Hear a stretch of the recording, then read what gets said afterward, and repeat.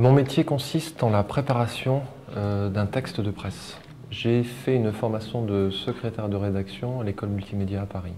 Les tâches les plus courantes du secrétaire de rédaction sont l'enrichissement d'un texte. On reçoit le texte brut et on va donc basculer ce texte sur la maquette du journal en le mettant sous les formes typographiques propres à une charte graphique.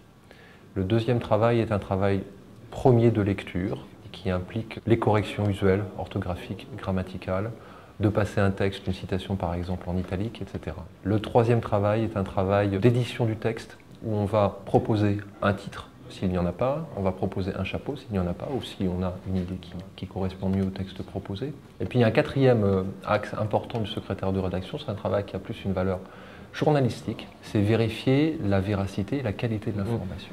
Donc il faudrait gagner 2 ou 3 lignes sur chacun des trois. Chaque texte, ouais. Une fois que l'ensemble de ces opérations est achevé, vérifié, au moins 2 fois, on va faire un bon à tirer, c'est-à-dire donner au niveau de l'édition ce texte, considérant qu'il est prêt à être imprimé. Je fais une ouverture saine, il y aura un serpent. David est dessus, et je lui ai dit qu'il y avait une colle. Donc il y a une dimension rigoureuse, il y a une dimension technique, et associé à ça, il y a de la créativité. Parce que proposer un chapeau qui claque, un titre qui claque, quelque chose qui sonne, c'est de la création.